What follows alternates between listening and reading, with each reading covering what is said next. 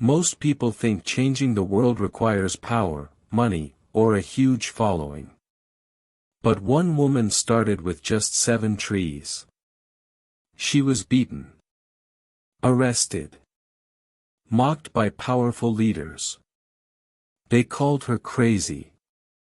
Yet decades later, her small idea helped plant over 30 million trees, empowered thousands of women, and earned her the Nobel Peace Prize. So how did one ordinary woman from rural Kenya become one of the most powerful voices for the planet? And more importantly, what was the one mindset that made her impossible to stop? This is the story of why Wangari Maathai never gave up. The problem nobody was talking about. In the 1970s, something strange was happening in Kenya. Rivers were drying up.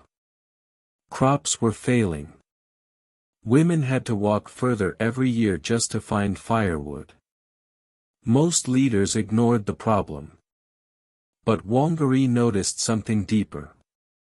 Deforestation was destroying the land. And the people suffering the most were poor rural women. Instead of waiting for the government to solve it, she asked a simple question. What if we just planted trees? That idea became the beginning of something extraordinary. In 1977 she started the Green Belt movement, encouraging women across Kenya to plant trees in their communities. It seemed small. But sometimes the smallest ideas start the biggest revolutions. When power fights back. But planting trees soon became something bigger. Because trees weren't the only thing disappearing. Public land was being grabbed.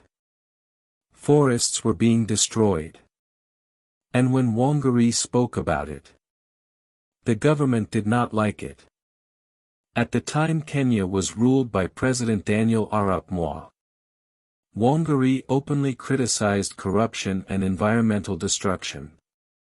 The consequences were brutal.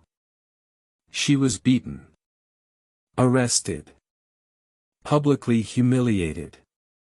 At one point, she protested plans to build a huge skyscraper in Nairobi's Uhuru Park. People said she was wasting her time. But she refused to stop. Eventually, the project was cancelled.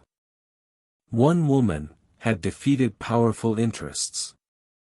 The moment she almost broke. Despite her courage, Wangari's life was not easy. Her marriage collapsed. Her reputation was attacked in the media. She lost political battles. And many people abandoned her. At one point, the president publicly called her a mad woman. Most people would have quit. But Wangari believed something powerful. She said, "You cannot protect the environment unless you empower people." So she kept going. Tree by tree. Village by village. The movement that changed Africa. What started with a few trees soon became a national movement. Women began planting trees everywhere. Schools. Farms.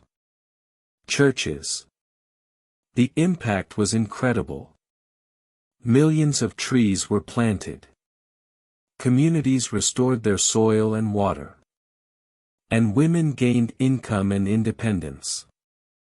But the biggest change wasn't environmental. It was psychological. People realized they could solve their own problems. The world finally noticed. For decades, Wangari struggled almost alone. But in 2004, the world finally recognized her work.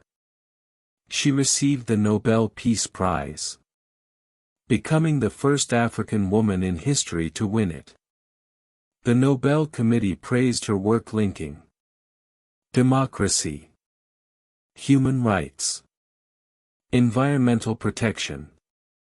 Because Wangari had proven something powerful.